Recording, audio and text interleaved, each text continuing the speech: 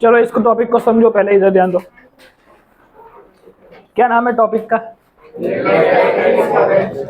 तो बुक में क्या लिखा है? Electric potential and potential difference. अब किसी भी चीज का डिफरेंस कब निकलता है? व्हेन वी हैव 2 पॉइंट्स, तभी डिफरेंस मिल सकता है, उसके अलावा डिफरेंस मिल नहीं सकता। अब कभी सोचा है सबके घर में टंकी होती है, पानी की टंकी? कौन सी कंपनी की है? सिंटेक्स। उसमें से आपके घर में पानी का पाइप होता है और आपके घर में नल होता है, टैप। उस टैप में पानी आता है, मतलब अगर हम नल खोलेंगे तो पानी अंदर आएगा। सिंपल सिंपल, सबने देखा हुआ है ऐसा। फिर गार्डन में पानी डालते हैं तो यहाँ पे टैप में एक पाइप लगाते हैं, फिर दूसरे एंड पर पाइप पे बस पानी निकलता है। तो ऐसा क्यों होता है? Because water is flowing from higher pressure to lower pressure. मतलब P1 पॉइंट पे ज़्यादा प्रेशर होगा P2 पॉइंट से, इसलिए पानी यहाँ से यहाँ फ्लो कर रहा है। समझ में आ रहा है? मतलब anything will flow when there is pressure difference. समझ में आ रहा है? मतलब बलून के अंदर जब हम एयर ब्लो करते हैं तो बलून फूल जाता है, तो मतलब हवा अंदर गई। क्यों गई? बिकॉज प्रेशर ज़्यादा था, इसलिए अंदर हवा गई। मतलब anything will flow only when there is a pressure difference. अब हमें यहाँ क्या कराना है? चार्ज को फ्लो कराना है, किसी वायर के अंदर चार्ज को फ्लो कराना है। तो सपोज ये वायर है, वायर का हमने जूम कर दिया है वायर को, कि वायर को जूम करेंगे तो ऐसा कुछ दिखेगा। अब वायर में चार्ज को, मतलब क्यू को आगे भेजना है, तो उसके ऊपर कुछ काम करना पड़ेगा। यहाँ पे क्या हुआ? जैसे ही आपने नल खोला, ग्रेविटी ने पानी को नीचे बुलाया और पानी नीचे आ गया। सिंपल। तो ग्रेविटी ने वर्क डन किया पानी के ऊपर उसको नीचे लाने के लिए। कोई डाउट किसी को? So there will be some work done we have to done on the charge, तब जाके ये चार्ज एक जगह से दूसरी जगह पे पहुंचेगा। यहाँ पे ग्रेविटेशनल नहीं होगा, बिकॉज ये इलेक्ट्रोस्टैटिक फोर्स की इन्फ्लुएंस में मोशन करेगा। तो अब potential difference is denoted as work done per unit charge.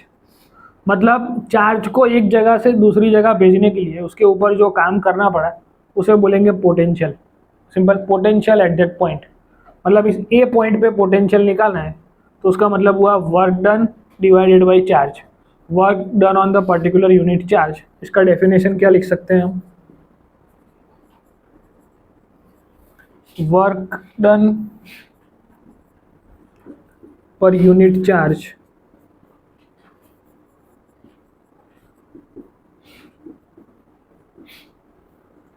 is known as electric potential। और किसी भी सर्किट में, सर्किट कल हमने बनाई थी, ऐसी एक बल्ब थी, यहाँ पे एक बैटरी थी, बैटरी में से प्लस माइनस करंट पास होता है, ऐसा हमने सीखा हुआ है। अब करंट यहाँ से जाएगा। Now we have to find the potential. अगर मुझे करंट की वैल्यू चाहिए तो एमीटर नाम का एक चीज़ होता है जो हमको करंट की वैल्यू बताता है। जैसे बाइक के अंदर स्पीडोमीटर होता है जो स्पीड की वैल्यू बताता है, वैसे एमीटर नाम की एक इंस्ट्रूमेंट होता है जो हमें करंट की वैल्यू बताता है। वैसे ही वोल्ट मीटर नाम का एक चीज़ होता है जो हमें वोल्टेज की वैल्यू दिखाता है। अब वोल्टेज को मैंने पैरेलल कनेक्शन में लगाया और एमीटर को मैंने सीरीज कनेक्शन में लगाया। सीरीज मतलब बैटरी के साथ ज्वाइन कर दिया डायरेक्टली, और इसको 2 पॉइंट पे लगाया, मतलब पैरेलल। 2 पॉइंट पे क्यों लगाया? बिकॉज पोटेंशियल का नाम ही है potential difference. We need pressure difference, मतलब P1 माइनस P2 कुछ होगा तब जाके पानी फ्लो करेगा। वैसे ही A पॉइंट का पोटेंशियल और B पॉइंट का पोटेंशियल, उसमें से VAB मतलब ए का पोटेंशियल बी से ज़्यादा होना चाहिए तभी चार्ज यहाँ से यहाँ गया होगा, समझ में आ रहा है? इसलिए उसको बोलते हैं potential difference, because it is measured between 2 points. और इसका बेसिक मीनिंग ही यही है कि वर्क डन ऑन चार्ज एक पॉइंट से दूसरे पॉइंट पर भेजने के लिए। सिंपल, कोई डाउट किसी को इसमें? तो potential is nothing but the work done per unit charge. इसका यूनिट क्या है? तो इसका यूनिट बनाएंगे तो वी, वोल्टा, जिसने इसको ढूंढा उसका नाम था वोल्टा, और according to formula W by Q. W मतलब वर्क डन का यूनिट होता है जूल, और चार्ज का होता है coulomb. When 1 joule of work has been done to move 1 coulomb of charge,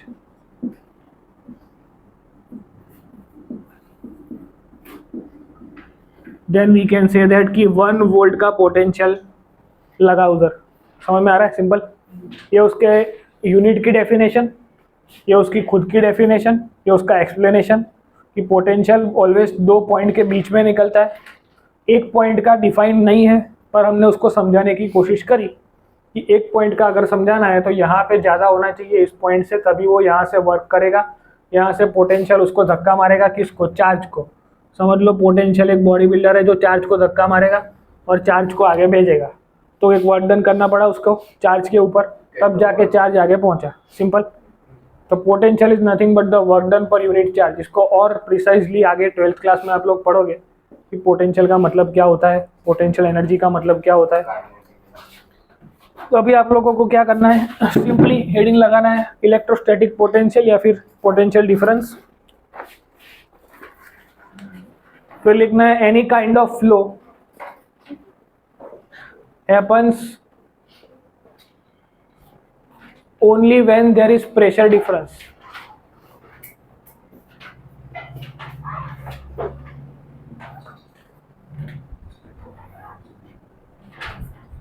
example के अंदर आप लिखोगे पानी का फ्लो होना, हमारी जो रिजर्वर कंटेनर टैंक होती है उसमें से टैंक मतलब टैप में आना, फिर गार्डन में पानी डालते वक्त किसी पाइप में पानी एक पॉइंट से दूसरे पॉइंट पे जाना। तो these are the examples of pressure difference, कि कहीं पे प्रेशर ज़्यादा है कहीं पे कम है इसलिए पानी यहाँ से यहाँ आया, यहाँ पे प्रेशर ज़्यादा है यहाँ कम है इसलिए पानी यहाँ से यहाँ आया। सिंपल। तो any kind of flow only possible when there is a pressure difference. यहाँ पे हमें किसको फ्लो कराना है? चार्ज को। तो चार्ज के ऊपर कुछ काम कराना पड़ेगा तब जाके वो आगे जाएगा।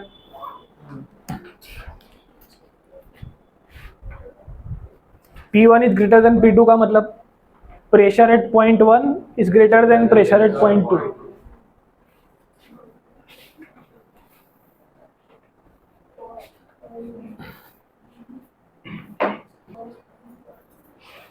सीधा हजी भी તમે લોકો આવું જ કરો છો।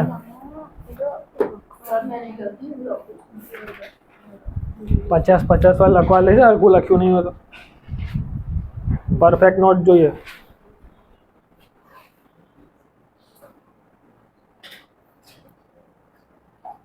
દેખાય છે રુદ્ર બરાબર? નડે છે કશું?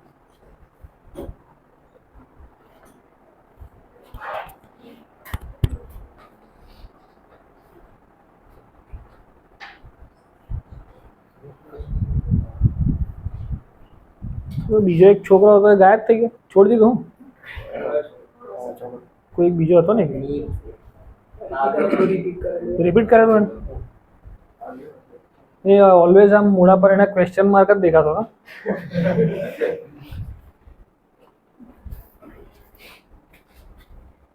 મને એવું રેગ્યુલર સ્ટુડન્ટ છે। છોકરીઓમાં છે કોઈ એવું રિપીટર? જીલ તું રિપીટ કરે?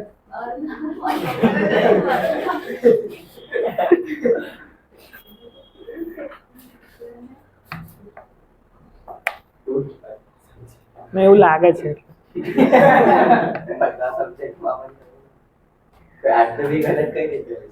એને એવું કે ના મારે ઓર ઇમ્પ્રૂવ કરવો છે, મારો ખાલી 90% જ આવ્યા છે, મારે 95 લાવવા છે, તો ફરી વાર આપે।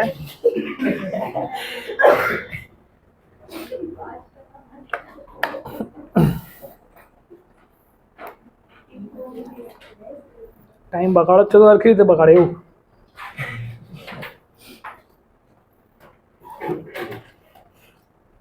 એકવાર બુકમાંથી આખી થિયરી વાંચી લેજો, કોઈ જગ્યાએ કશું છૂટી ગયું હોય તો કહેજો. એવું બધું મને નહીં ફાવતું.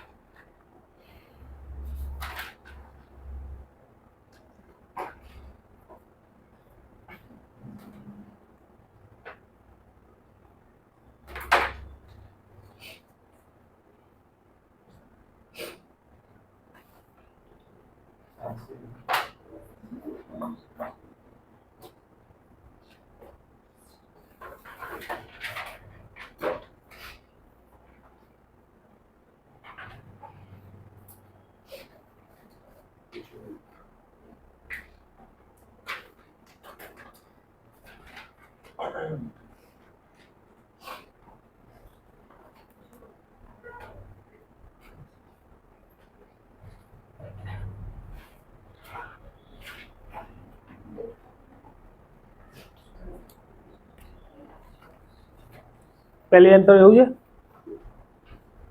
ચશ્મા કેવી રીતે ભૂલી જવાય? પણ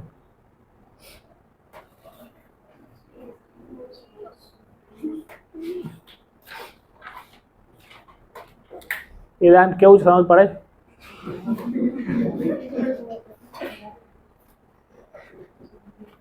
પોટેન્શિયલની ડેફિનેશન બોલતો વેદાંત.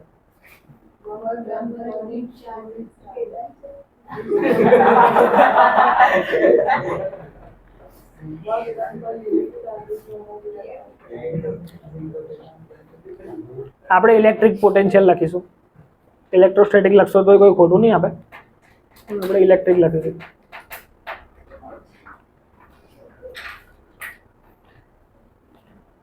આમાંથી એક ક્વેશ્ચન બને છે મોસ્ટ ઇમ્પોર્ટન્ટ, કે why voltmeter always connected in parallel and why ammeter is always connected in series. એનો એક્ઝેક્ટ આન્સર આપણને મળશે જ્યારે આપણે ભણીશું રેઝિસ્ટન્સ ઇન સિરીઝ પેરેલલ.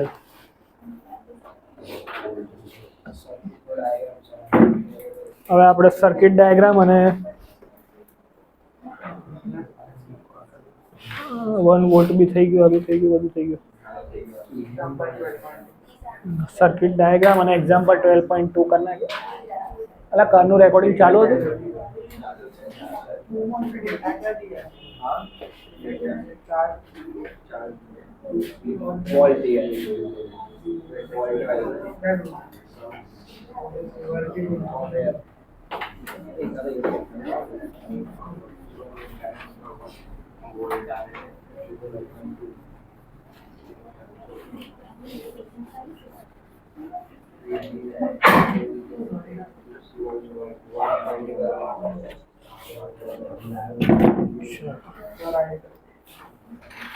और जो सिंबल्स है वो देख लो एक बार. सर्किट सिंबल्स, एक सिंगल सेल का सिंबल ऐसा होता है जिसमें बड़ी डंडी का मतलब होता है पॉजिटिव, छोटी डंडी का मतलब होता है नेगेटिव.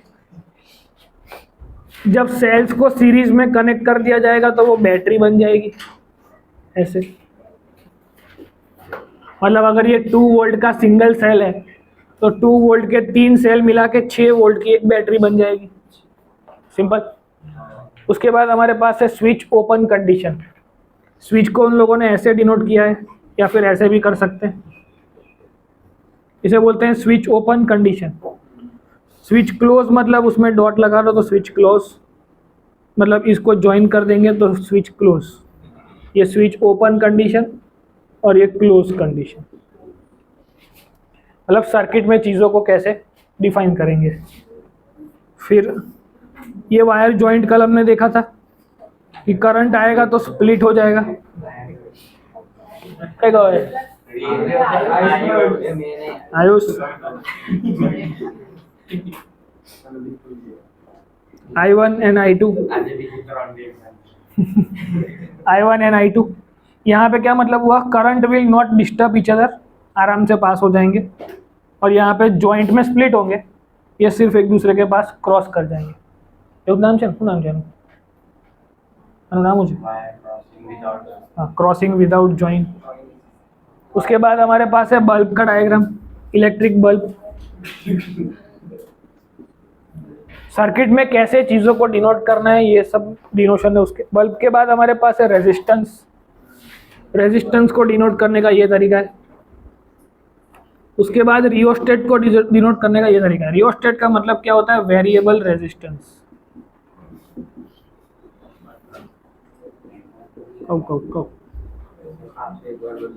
अब बैटरी जो होती है उसमें से जो करंट आता है वो डीसी करंट होता है, डायरेक्ट करंट।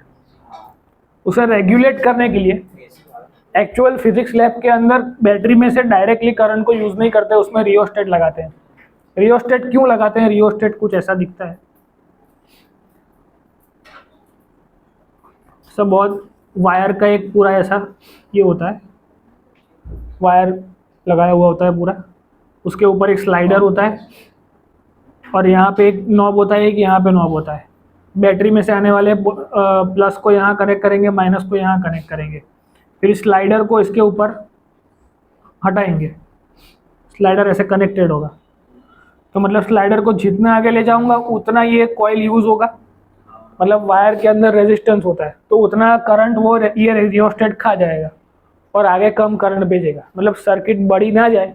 એની માટે શું કરે કે 6 વોલ્ટનો બધો કરંટ એક જોડે સર્કિટમાં જાય तो जल जाने के चांसेस रहते हैं। इसलिए रियोस्टेट क्या करता है? करंट को रेगुलेट करता है। रियोस्टेट के नॉर्मल एग्जांपल अगर हम देखें, वेरिएबल रेजिस्टेंस एक और नाम दिया हुआ है इसको, प्रॉपरली नहीं बोल सकते पर ये फैन को भी वेरिएबल रेजिस्टेंस कहते हैं, फिर इस एसी को भी वेरिएबल रेजिस्टेंस बोल सकते हैं। मतलब कि फैन अगर 1 नंबर पे चल रहा है तो उसको करंट कम चाहिए होगा, फैन अगर 5 नंबर पे चल रहा है तो उसको करंट ज़्यादा चाहिए होगा। वैसे ही एसी के बाजू में वोल्टेज स्टेबलाइजर किसी के घर पे है तो उसमें करंट दिखाते हैं, करंट का वैल्यू। तो जितना टेम्परेचर आप कम करते जाओगे उतना करंट वो ज़्यादा ड्रॉ करेगा, मतलब उसका रेजिस्टेंस बढ़ रहा है। समझ में आ रहा है? मतलब वो वेरिएबल रेजिस्टेंस हुआ, डिपेंडिंग ऑन योर सेटिंग उसका जो वैल्यू है रेजिस्टेंस का वो कम ज़्यादा होएगा। समझ में आ रहा है? तो मतलब वेरिएबल रेजिस्टेंस या फिर रियोस्टेट। रियोस्टेट ऐसा दिखता है जिसका एक्चुअल यूज़ क्या है लैब के अंदर, तो क्या बैटरी में से डीसी करंट जो आ रहा है उसको रेगुलेट करने के लिए रियोस्टेट का यूज़ होता है। रेजिस्टेंस मतलब कोई भी अप्लायंस, ये लाइट है, ये फैन है, सबका एक खुद का रेजिस्टेंस होता है। कोई भी स्पीकर आप खरीदोगे तो उस पर लिखा होगा इतने ओम का रेजिस्टेंस स्पीकर के अंदर है, मतलब कुछ भी हम खरीदेंगे उसके अंदर उसका रेजिस्टेंस लिखा हुआ होगा। रेजिस्टेंस मतलब करंट की, वो भी हम ओम्स लॉ में सीखेंगे व्हाट इज रेजिस्टेंस। इसके बाद कुछ ए मीटर एंड वोल्ट मीटर, मतलब करंट को मेजर करने के लिए जो इंस्ट्रूमेंट है उसको हम दिखाएंगे इस सिंबल से और बोलेंगे उसको ए मीटर, और वोल्ट मीटर को वी से डिनोट करेंगे, उसे बोलेंगे वोल्ट मीटर। सिंपल। तो सर्किट बनाते टाइम इतने डायग्राम्स हम यूज करेंगे, उसको सर्किट में बताएंगे। इसके बाद एग्जांपल नंबर 12.2 सॉल्व करना है। कोई पढ़ेगा सबसे पहले? कोई एक, कौन बात से?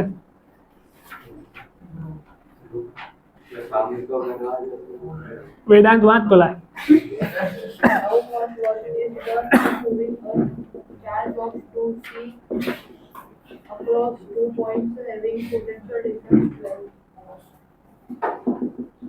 देखो ये क्या लिखा है, how much work done has been done on the charge of 2 coulomb at potential difference 12 volt.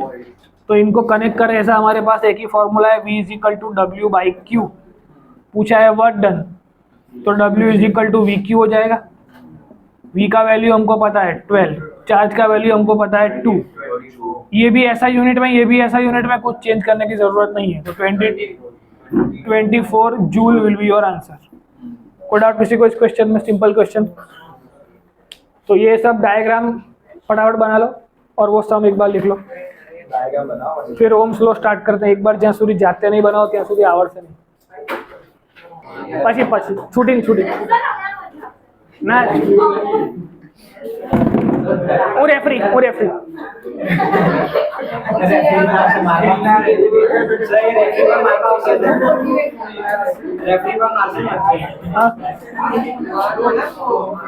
चलो Ohm's law most important theory.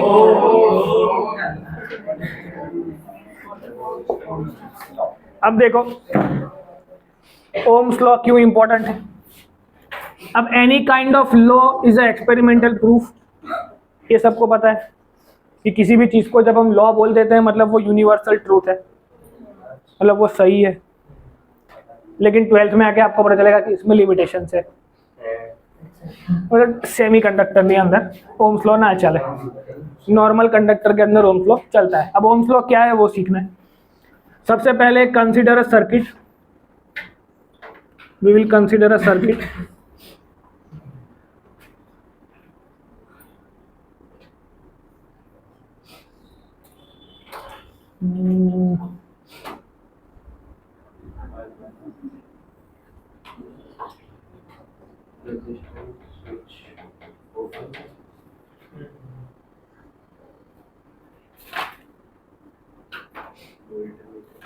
चलो ऐसी कोई सर्किट है हमारे पास। अब ये क्या है, ए और बी के बीच में रेजिस्टेंस लगाया हुआ, ये वायर का खुद का रेजिस्टेंस है ऐसा मान लेते हैं, इसलिए उसको ऐसे डॉटेड लाइन से बॉक्स बना दिया स्मॉल आर। मतलब कोई भी वायर का खुद का रेजिस्टेंस होता है, वो हम समझेंगे ये सब क्या बोल रहा हूँ मैं। तो जैसे ही सर्किट को ऑन करेंगे तो वायर में से करंट पास होगा, यहाँ पे करंट की कोई वैल्यू दिखेगी हमको, आई इज इक्वल टू जो भी करंट यहाँ से हम दिया होगा उतना करंट हमको मिलेगा। ये बैटरी कैसी है, वेरिएबल बैटरी है, मतलब बैटरी को हम वोल्टेज को इंक्रीज या डिक्रीज कर सकते हैं। या तो वेरिएबल बैटरी यूज करो या तो बैटरी के साथ रियोस्टेट लगा दो। रियोस्टेट से क्या होगा, वोल्टेज की वैल्यू कम ज़्यादा हम कर पाएंगे। समझ में आ रहा है। तो या तो आप लोग ऐसा लिखोगे सर्किट डायग्राम में, सर्किट डायग्राम बनाओगे फिर इसका डिस्क्रिप्शन लिखोगे कि as given in the diagram we have a variable battery connected to ammeter, then ammeter is connected to नहीं voltmeter is connected parallelly to the wire and then it is connected to key and key का दूसरा point second point of the key is connected to negative terminal of the battery. Now here ओम ने कुछ observation लिए, तो उसका observation क्या है वो समझते हैं। अकॉर्डिंग टू ओम्स ऑब्जर्वेशन उसने क्या किया, पोटेंशियल को वेरी किया तो करंट की कुछ वैल्यू मिली। उसने क्या किया, सबसे पहले बैटरी में 2 वोल्ट का पोटेंशियल सेट किया तो करंट की वैल्यू मिली 0.1 एम्पियर। फिर उसने बैटरी में पोटेंशियल सेट किया 4 एम्पियर का, 4 वोल्ट का। यहाँ उसने 2 वोल्ट फिर 4 वोल्ट लगाया तो करंट मिला 0.1 फिर 0.2। ये उसने कैसे नोट किया होगा, बैटरी में से वोल्टेज को इंक्रीज किया तो यहाँ पे वोल्टेज हमको दिखाएगा, ऐसी स्केल होगी अंदर 1 2 3 4 5 6 7 8 ऐसे। समझ में आ रहा है। ऐसे ही एमीटर के अंदर भी ऐसी स्केल होगी जिसमें 1 2 3 4 करंट दिखा रहा होगा ऐसे, सिंपल। तो उसने यहाँ से वेरिएबल ही बैटरी को इंक्रीज किया, करंट को पहले 2 किया तो यहाँ पे 2 वोल्ट रखा तो यहाँ पे आंसर आया 0.1, तो उसने नोट किया। फिर उसने बैटरी को और इंक्रीज किया 4 वोल्ट पे तो यहाँ पे आंसर 4 सेट किया तो यहाँ पे आंसर आया 0.2, सपोज 0.2। फिर उसने यहाँ पे सेट किया 6 वोल्ट तो आंसर आया 0.3। फिर उसने यहाँ पे सेट किया 8 वोल्ट तो यहाँ पे आंसर आया 0.4। अब यहाँ से उसको आइडिया क्या आया कि भाई पोटेंशियल देता हूँ तो करंट मिलता है। तो उसको ओम का ऑब्जर्वेशन क्या था कि if we increase potential then current we obtain current, मतलब potential is directly proportional to current, जितना पोटेंशियल होगा उतना करंट मिलेगा। बिकॉज हमको पता है कि वायर के अंदर चार्ज को जाना होता है तो पोटेंशियल उसको धक्का मारता है, उसके ऊपर वर्क डन करता है, मतलब पोटेंशियल जितना ज़्यादा होगा उतने ही चार्ज को आगे धकेलेगा, उतना ही ज़्यादा वर्क डन होगा और करंट ज़्यादा पास होगा, सिंपल। पर सिचुएशन क्या हुई, यहाँ पे 2 वोल्ट का करंट दिया, करंट मिला 0.1 का, तो बाकी का 1.9 एम्पियर कौन खा गया। दैट वाज द क्वेश्चन जो अराइज हुआ कि ओम को लगा कि ये क्या हो रहा है, ये इतना सारा करंट और कौन ले गया। तो उसने उसका क्रक्स समझाया कि भाई जो वायर है उसका खुद का कोई रेजिस्टेंस है। इसको समझने के लिए इजी तरीका है, अपना वेदांत नो पाछो यूज लईશું એમાં। વેદાંત તને ફરવા જવાનો શોખ ખરો? हैं? बिल्कुल नहीं। આજે જવું પડશે, આજે વીરને મોકલે છે। Veer, journey to the centre of the earth picture જોયું છે? આજે દર્જન જોઈ લેજો। देखो ये केव है, दिस इज अ केव। इस केव में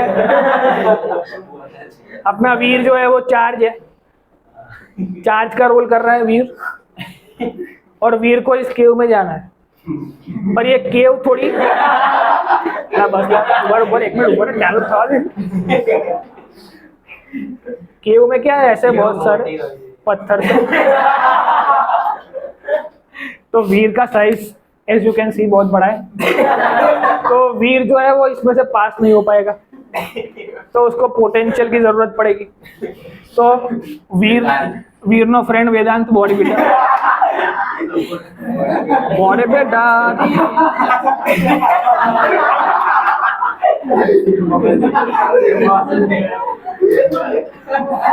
तो बॉडी बिल्डर वेदांत ने वोल्टेज बन के उसको धक्का लगाया, मतलब वीर को ऐसे लात मार के बोला कि वो यहाँ निकल जाए। अब वीर यहाँ निकल तो गया, पर जिस साइज से वो यहाँ गया था उतनी साइज से नहीं निकला, बिकॉज यहाँ बहुत सारा फ्रिक्शन लगा, उसके कपड़े वपड़े फट गए, तो वो पूरा એટલું બધું ડિટેલ उसमें से वो आधा मतलब बहुत कुछ वेस्ट हो गया इस रेजिस्टेंस के फॉर्म में। समझ में आ रहा है?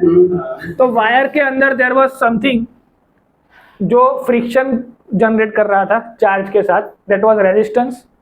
जो चार्ज था वो खुद मोशन कर रहा है, मतलब वो करंट बन रहा है, किसकी वजह से? वोल्टेज की वजह से। तो यहाँ से ओम ने समझाया कि voltage is proportional to current, पर जितना वोल्टेज देंगे उतना करंट नहीं मिलेगा। क्यों? बिकॉज अंदर रेजिस्टेंस है जो एक्स्ट्रा चार्ज को खा जाता है। सिंपल। तो पोटेंशियल, ये प्रोपोर्शनलिटी हटेगी तो रेजिस्टेंस का आर लगेगा। दैट आर जो है वो किसने ढूंढा है? ओम ने ढूंढा है। इसलिए आर का जो यूनिट है R is equal to formula क्या बनेगा? V अपॉन आई।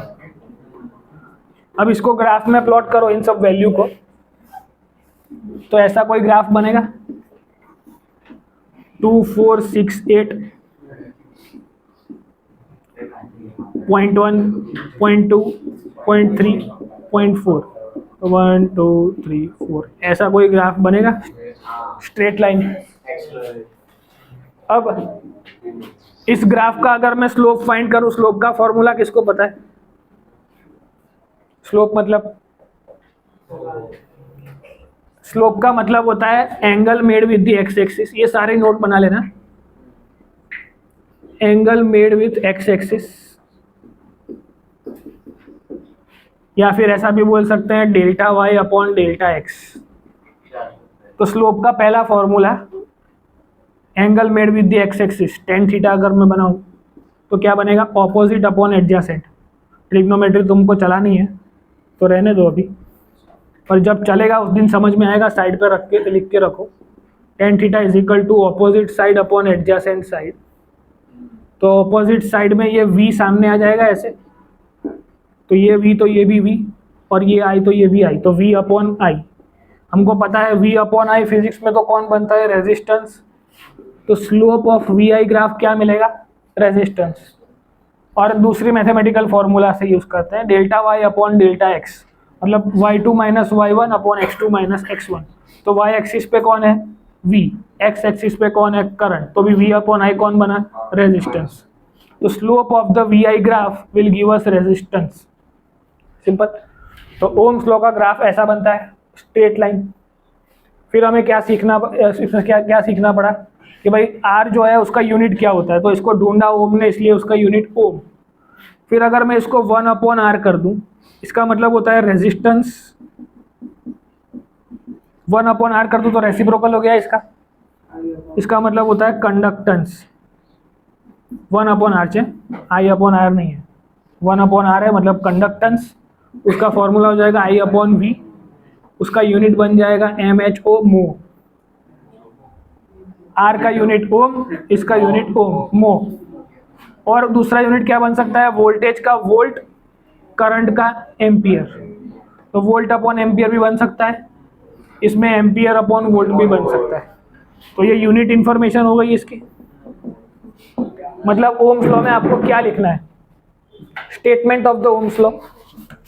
सबसे पहले you will draw the circuit diagram, उसके बाद उसका डिस्क्रिप्शन लिखोगे, डायग्राम आएगा, उसके बाद डिस्क्रिप्शन आएगा। डिस्क्रिप्शन तो जो ग्राफ में दिख रहा है वही लिखोगे कि as given in the diagram इतनी इतनी चीजें हैं, ऐसा ऐसा है। फिर उसने स्टेटमेंट क्या किया अकॉर्डिंग टू ओम्स लॉ, उसका स्टेटमेंट क्या है कि in a given circuit potential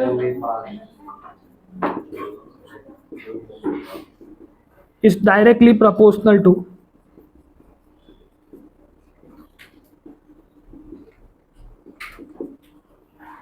current। उसको मैथमेटिकली लिखना है तो V is proportional to I। फिर उसने ऑब्जर्वेशन लिया, ओम्स ऑब्जर्वेशन। ये हमने रैंडमली वैल्यू लेके बताया आपको, नॉर्मल रीडिंग लेके कि भाई करंट जो है वो पोटेंशियल जितना है उतना नहीं मिलता है। इसका मतलब होता है पोटेंशियल डिपेंड करता है करंट पे, या करंट डिपेंड करता है पोटेंशियल पे। और पोटेंशियल को इंक्रीज करते गए तो करंट इंक्रीज तो हुआ और बहुत थोड़ा थोड़ा इंक्रीज हुआ, तो बाकी सब पोटेंशियल जो था वो कहाँ चला गया, तो वो रेजिस्टेंस खा गया। तो हमको पता चला V is equal to proportionality घटेगी तो कोई कांस्टेंट आएगा विच इज कॉल्ड रेजिस्टेंस। मतलब हर एक वायर के पास रेजिस्टेंस होता है जो करंट को रोकता है। सिंपल, कोई डाउट किसी को इस पूरी थियरी में? Ohm's law most important question, 3 mark के लिए आपके सामने। और कुछ बाकी रह गया तो बताओ।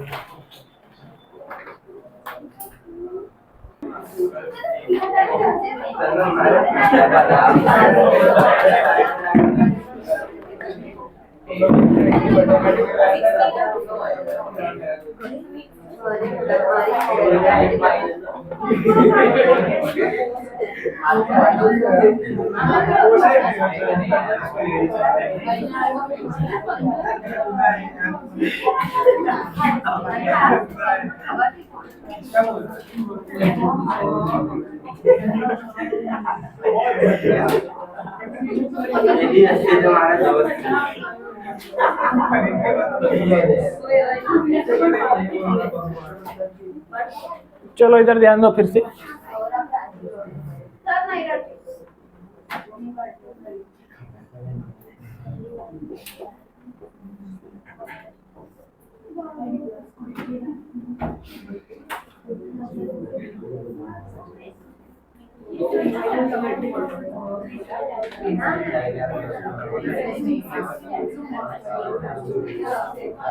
चलो बस રડતા લોકોનો ઇલાજ પછી કરીશું આપણે, અહીંયા ધ્યાન આપો હમણાં।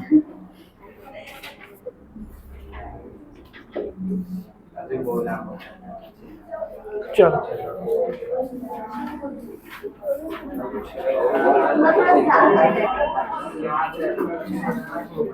એ બાસલા પાના પલટાવવાનું બંધ કરો, બહુ ઇઝી ચેપ્ટર છે, કશું છે નહીં આમાં। ચલો इधर ध्यान दो। अब पहले एक सर्किट ली, उस सर्किट में एक ए मीटर भी लगा दिया आपने। अब करना क्या है, पोटेंशियल मीटर भी लगा दिया, बस चलो बद्दू लगा दिया। अब क्या करना है, ये PQ जो है वो मैंने खाली रखा है। अब करना क्या है, इस PQ के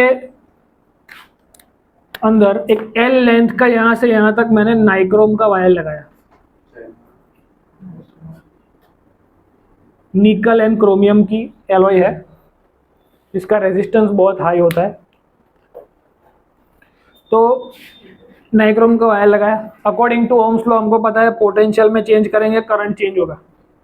सिमिलरली मैंने 2 एम्पियर 2 वोल्टेज का करंट दिया, सॉरी पोटेंशियल दिया, तो करंट मिला 0.5 एम्पियर। ये एक एग्जांपल है कि नाइक्रोम का वायर लेने से 2 वोल्ट का पोटेंशियल लगाने पे इतना करंट मिला। फिर मैंने क्या किया, इस L लेंथ की जगह मैंने 2L लेंथ का वायर लगा दिया, डबल लेंथ का वायर लगा दिया। मतलब ये P एंड पे और ये Q एंड पे 2L लेंथ का वायर लगाया नाइक्रोम का। फिर मैंने फिर से 2 वोल्ट, ये मैंने एल लेंथ का वायर लिया था नाइक्रोम का, फिर मैंने 2L लेंथ का वायर लिया नाइक्रोम का ही, फिर से 2 वोल्ट अप्लाई किया तो करंट मिला 0.2 एम्पियर।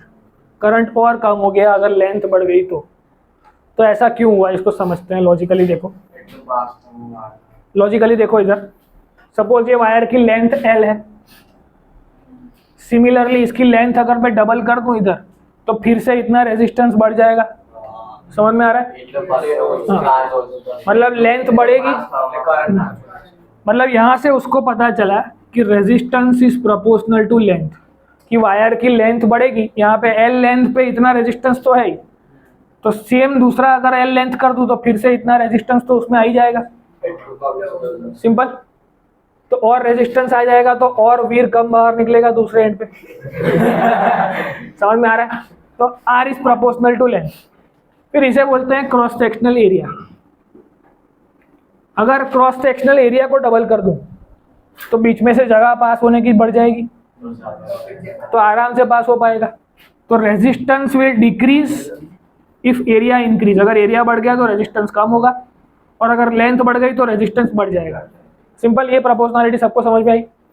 यहां से उसने क्या किया, उसी नाइक्रोम वायर का L लेंथ का ही सेक्शन लिया लेकिन उसका एरिया बढ़ा दिया, थोड़ा मोटा वायर कर दिया, एरिया डबल कर दिया, लेंथ उसने L ही रखी। तो उसने L लेंथ रखी लेकिन एरिया डबल कर दिया, तो ऐसे केस में सेम 2 वोल्ट अप्लाई करने पे करंट मिला 1 एम्पियर। तो उसको समझ में आ गया। ये प्रैक्टिकली उसने करके भी देखा। ये सब कुछ किसके लिए आंसर आया? नाइक्रोम मटेरियल के लिए।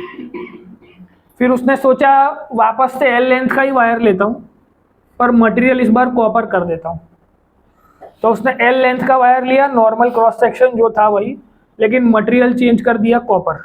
तो सेम 2 वोल्ट अप्लाई करने पे करंट मिला 1.5 एम्पियर। तो यहाँ से उसको क्या समझ में आया कि resistance depends on length, resistance depends inversely on the area, and resistance also depends on the material of the wire. कोई डाउट किसी को इसमें? मतलब नाइक्रोम का वायर था तो अलग करंट मिल रहा है, कॉपर का वायर है तो अलग करंट मिल रहा है, तो ये सब अलग अलग क्यों हो रहा है? तो there must be something inside the wire other than the resistance, जो अभी तक हमारे पकड़ में नहीं आया। उसका नाम है रेजिस्टिविटी। उसको डिराइव करते हैं।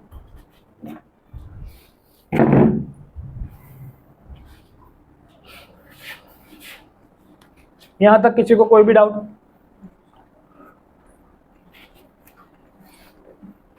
इसको डायग्राम से और अच्छे से समझ सकते हैं कि इफ L लेंथ के अंदर इतना रेजिस्टेंस था पहले से, तो अगेन L लेंथ बढ़ा दूंगा तो उतना रेजिस्टेंस वापस इंक्रीज हो जाएगा। लेकिन ये क्रॉस सेक्शनल एरिया को अगर मैं डबल कर दूं तो रेजिस्टेंस तो उतना ही रहेगा लेकिन बीच में से पास होने की जगह बढ़ गई। समझ में आ रहा है? तो एरिया बढ़ा तो रेजिस्टेंस कम हुआ, लेंथ बढ़ा तो रेजिस्टेंस बढ़ गया, और मटेरियल ही चेंज कर दिया तो भी रेजिस्टेंस में कुछ चेंज आया। तो रेजिस्टेंस इतनी चीजों पर डिपेंड करता है।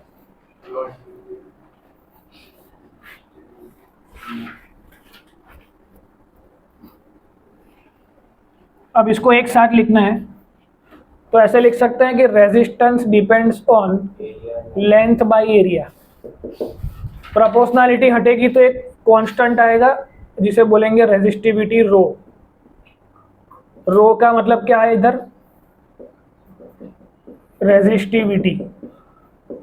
मतलब जो फंडा हमको पकड़ में नहीं आ रहा था कि ये करंट कम ज़्यादा क्यों हो रहा है, because resistivity of the material is different. Nichrome की रेजिस्टिविटी अलग है, कॉपर की अलग है, इसलिए कॉपर में सेम लेंथ पे उसका करंट 0.5 है, लेकिन कॉपर की सेम लेंथ सेम साइज पे करंट 1.5 है। समझ में आ रहा है? मतलब वो है उसकी रेजिस्टिविटी अलग अलग है, इसलिए ये करंट में डिफरेंस आया। और किस में डिफरेंस आया? सेम मटेरियल में तो लेंथ में भी डबल कर दी तो डिफरेंस, एरिया डबल कर दिया तो भी डिफरेंस। सिंपल। ये सिर्फ एक एग्जांपल है समझने के लिए। यहां से हमको समझ में आ गया। अब रो का फॉर्मूला क्या बनेगा? रो इज इक्वल टू RA/L। ये समझ में आया क्या किया? अब रो रेजिस्टिविटी है तो 1/रो करूंगा तो क्या बन जाएगा? रेसिप्रोकल ऑफ रेजिस्टिविटी, तो उसको बोलेंगे कंडक्टिविटी। कंडक्टिविटी उसका फॉर्मूला क्या बन जाएगा? L/RA। उसको डिनोट करते हैं सिग्मा से, इसे बोलते हैं रो, इसे बोलते हैं सिग्मा। अब इसका यूनिट बनाते हैं, रो का यूनिट क्या बनेगा, RA/L। आर का यूनिट क्या होता है, सब लोग बोलेंगे ओम। एरिया का क्या होता है, मीटर स्क्वायर, मतलब बच्चा बोलो। लेंथ का क्या होता है, तो मीटर मीटर कैंसिल हो जाएगा, क्या बचा, ओम इंटू मीटर। तो रेजिस्टिविटी का यूनिट हुआ ओम मीटर, मतलब resistance per unit metre of the wire, मतलब 1 मीटर के वायर में इतना रेजिस्टेंस होगा। फिर 2 मीटर का वायर करेंगे तो उतना मल्टीपल, 3 मीटर में इतना मल्टीपल। समझ में आ रहा है। अब यहाँ से आपको एक सवाल बन रहा है यहाँ पे कि हमको समझ में आया कि रेजिस्टेंस डिपेंड्स ऑन लेंथ। हमारे यहाँ पावर प्लांट, जो नर्मदा पावर प्लांट है, वो कहाँ पे है, सरदार सरोवर में। वो बड़ौदा से एटलीस्ट 100 किलोमीटर की दूरी पे है। तो हमको पता है कि रेजिस्टेंस डिपेंड्स ऑन लेंथ, तो 100 किलोमीटर लंबा वायर वडोदरा से सरदार सरोवर डैम के बीच में है। तो वहाँ से करंट अगर 10 एम्पियर भेजा तो ये पूरा वायर का ही रेजिस्टेंस इतना सारा हो जाएगा कि यहाँ आते आते कुछ बचेगा ही नहीं। फिर भी हमारे घर में करंट आता है, तो क्यों आता है, ऐसा कौन सा इंस्ट्रूमेंट है जो करंट यहाँ पर लाता है। ये सवाल आपको अपने हिसाब से ढूंढना है, सिलेबस में नहीं है, लॉजिकल क्वेश्चन है, कॉमन सेंस का क्वेश्चन है। ये चैप्टर आपने पढ़ा तो आपको कुछ समझ में आएगा। अब वापस इसके पास आते हैं, सिग्मा का अपने को बनाना है यूनिट। तो सिग्मा का यूनिट क्या बनेगा, लेंथ का क्या होता है,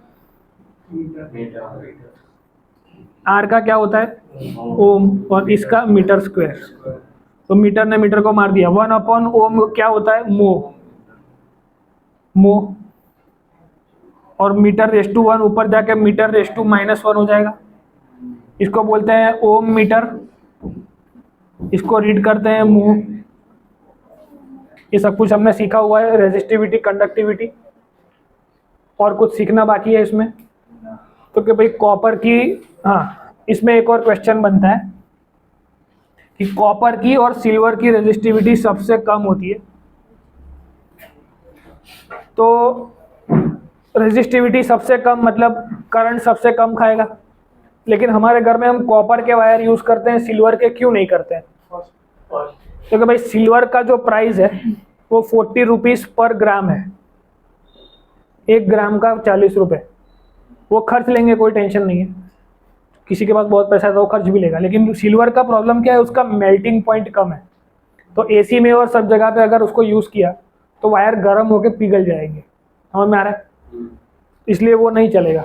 कॉपर परफेक्ट है, जिसका रेजिस्टिविटी ऑलमोस्ट सिल्वर जितनी है, लेकिन उसका जो मेल्टिंग पॉइंट है वो बहुत कम है, मतलब बहुत ज़्यादा है, सॉरी। तो जितना भी गर्म हो जाएगा कॉपर पिघलेगा नहीं जल्दी, तो जल्दी से जल्दी रिप्लेस नहीं करने पड़ेंगे। लेकिन नासा में क्वेश्चन बनता है कि why NASA uses silver as a conducting device. तो कि भाई नासा की जो सैटेलाइट्स या फिर जो भी है वो सब चीज़ें कहाँ पर है, बाहर है, आउटर स्पेस में। और आउटर स्पेस में सब कुछ माइनस में होता है, तो माइनस डिग्री में तो ये गर्म होकर भी मेल्टिंग होने का कोई चांस नहीं है। तो नासा वाले सिल्वर को अफोर्ड भी कर सकते हैं, और वो सब कुछ बाहर है, इसलिए टेम्परेचर बहुत कम है। तो ऐसे आंसर आप लिख सकते हो, सिंपल। ये थोड़े बहुत क्वेश्चन पूछते हैं, ऑलमोस्ट रेजिस्टिविटी दोनों की सेम है, थोड़ा ही फर्क है। तो रेजिस्टिविटी एज अ कॉन्सेप्ट सबको समझ में आ गया कि what do you mean by resistivity and conductivity, उसका यूनिट क्या होता है, उसका मतलब क्या होता है, सिंपल। तो अपने को एक टेबल दिया हुआ है, उसमें ध्यान से देखो तो सिल्वर की रेजिस्टिविटी सबसे कम है, 1.6 × 10⁻⁻⁸। उसके बाद कॉपर की है 1.62। तो इतना कुछ फ़र्क नहीं है, 0.02 का फ़र्क है तो चल जाएगा। लेकिन प्राइस में और यूज़ ऑफ ईज के हिसाब से कॉपर ज़्यादा अच्छा ऑप्शन है। फिर एलॉयस मतलब मिक्सचर ऑफ द 2 और मोर मेटल्स। और इंसुलेटर मतलब जो कम्प्लीटली इंसुलेटर, जो मतलब जिसमें फ्री इलेक्ट्रॉन नहीं होते हैं और वो इलेक्ट्रिसिटी पास नहीं कर पाते हैं। तो इसमें से आपको सिल्वर कॉपर की खाली याद होनी चाहिए, कंडक्टिविटी या रेजिस्टिविटी, सिंपल टॉपिक है। इसके बाद एग्जाम्पल सॉल्व करते हैं। पहले एक रेजिस्टिविटी कंडक्टिविटी की थियरी प्रॉपरली लिख लो।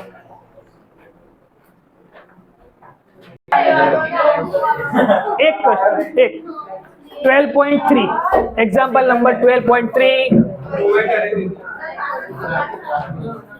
चलो कौन वाचছে वीर वीर वीर કોણ હતું તમે વાંચો वीर ના વીરને નહીં આવડતું પેલી જીલને વાંચો જીલ વાંચો જીલ જીલ चल चल जल्दी फटाफट How much current will an electric bulb draw from 220 volt source if the resistance of the bulb filament is 1200 ohms? How much current will an electric heater coil draw from a 220 volt source if the resistance of the heater coil is 100 ohms?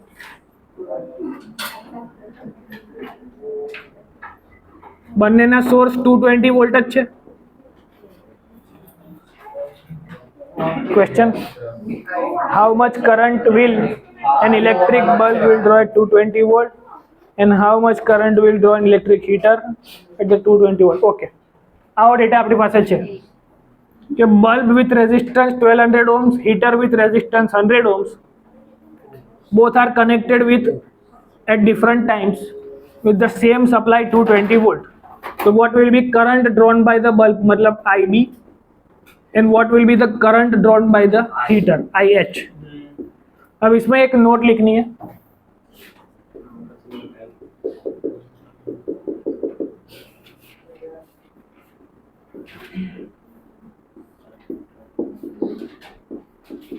same appliance will always have same resistance मतलब same appliance के पास हमेशा वही resistance रहेगा जो उसके पास है अगर heater का रेजिस्टेंस 100 ओम है तो वो अमेरिका जाकर भी उतना ही रहेगा जितना बड़ौदा में है समझ में आ रहा है मतलब अलग अलग सोर्स अमेरिका में एक्चुअली वोल्टेज डिफरेंस 110 वोल्ट है इसलिए मतलब पोटेंशियल अलग है पर उसका जो हीटर है वो तो अप्लायंस वही है तो उसका रेजिस्टेंस जो उस वक्त बन चुका है वो बन चुका है समझ में आ रहा है अब इसमें आपको कुछ डाउट नहीं होना चाहिए we know that Ohm's law is given by V is equal to IR एक बार बल्ब के लिए V is equal to IR लगाओ और एक बार हीटर के लिए V is equal to IR लगाओ तो दोनों में से आपको करंट मिल जाएगा दोनों के लिए आपको पोटेंशियल पता है रेजिस्टेंस पता है पोटेंशियल पता है रेजिस्टेंस पता है तो करंट मिल जाएगा सिंपल सिंपल क्वेश्चन अब इसका ट्विस्ट भी लिख दो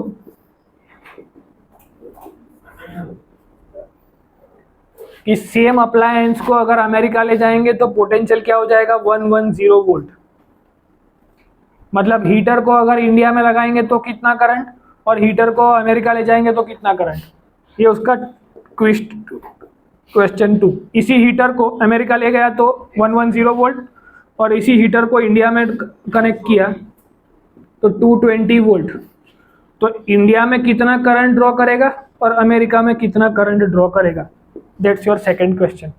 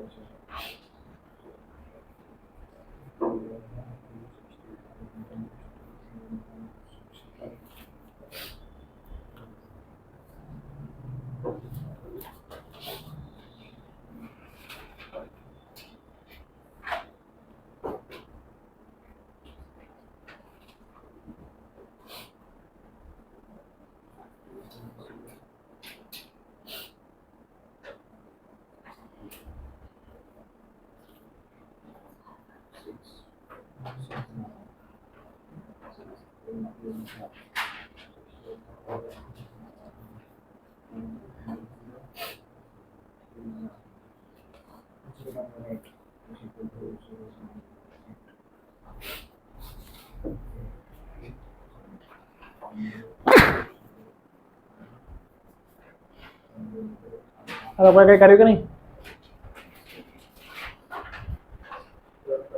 आंसर तो बोल। इस पहले वाले का आंसर क्या है? v is equal to I R है, तो I is equal to V upon R हो जाएगा। तो v अपॉन आर, v कितना है 220, r कितना है 21200, 00 कट हो जाएगा, 22 अपॉन 120 जो आएगा वो आंसर। इधर क्या करोगे, v अपॉन आई, v कितना है 220 अपॉन 100, तो इसका आंसर आया 2.2 एम्पियर। इसका जो आया वो एम्पियर। अब हीटर का इंडिया में आंसर 2.2, तो यहाँ पर भी 2.2 ही होगा, बिकॉज हीटर का तो 100 ओम तो वही सेम ही है। अब इसी हीटर का करंट अमेरिका में कितना होगा? 1.1। समझ में आ रहा है? सिंपल, कोई डाउट? मतलब आपको पता होना चाहिए कि अमेरिका में पूछेगा कोई भी क्वेश्चन, और हमको क्या डाउट दिमाग में रखना है कि same appliance will always have same resistance. मतलब वो इंडिया में है तो भी उसका रेजिस्टेंस 100 रहेगा, resistance can not be change. समझ में आ रहा है? जिस चीज़ का जो रेजिस्टेंस है वो सेम रहेगा, उसमें कोई चेंज नहीं आएगा। क्लियर? बस तो आज के लिए इतना रखते हैं।